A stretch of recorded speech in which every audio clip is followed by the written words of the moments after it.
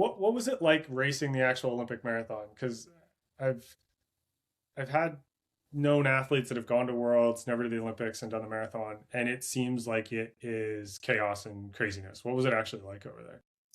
Yeah, it is chaos and Yeah, craziness. It's just unlike anything else. Like you can't really simulate that type of race because yeah, you show up and then it's like so many, they're not really call rooms, but there's so many different yeah, stages just to get to the start line.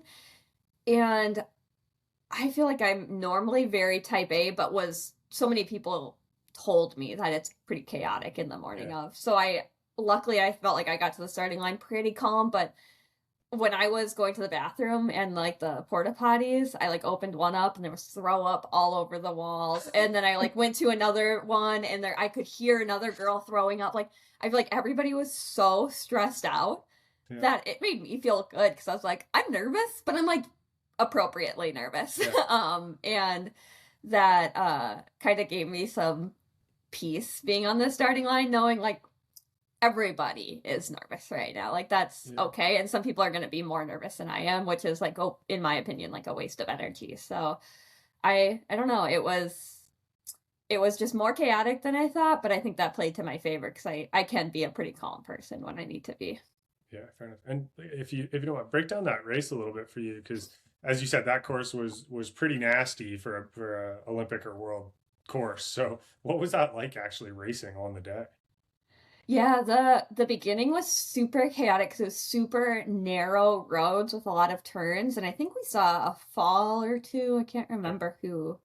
And it's like kind of cobblestone, especially by like the Louvre. So for a long time, I was almost like, somebody take it out, like string this out. It's way yeah, too congested for this little area. And then I don't remember who anymore. Somebody just all of a sudden started like sprinting and dropped like a yeah, 5 minute mile. It was like, bye, see you guys yeah, later.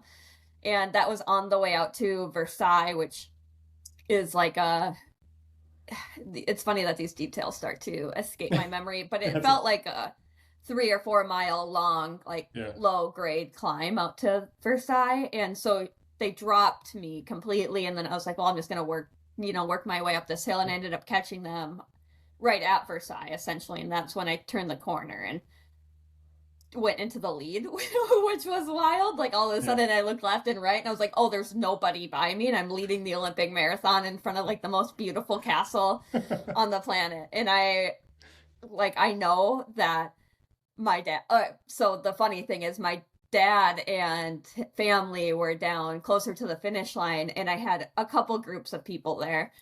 And all of a sudden when I took the lead, my dad had such a my family had such a loud reaction. The other group of people who were there thought that there was like something bad had like you happened fell because or something. Yeah, yeah, like no, that there was like a public like bombing or something oh, because geez, my yeah, family was yelling so loudly over the fact that I was leading. So, sorry, that was a tangent. I just yeah, heard that story for the first time recently, so I think that's at the top of my mind. But so whatever, I took the lead for a little bit, but then they came storming past me again, and that's like my biggest regret is when they went past me. I really wish I would have connected a little bit more, but in my head I was like, oh well, I'll just catch them up this next hill because right. that's where what they called the wall was. Yeah.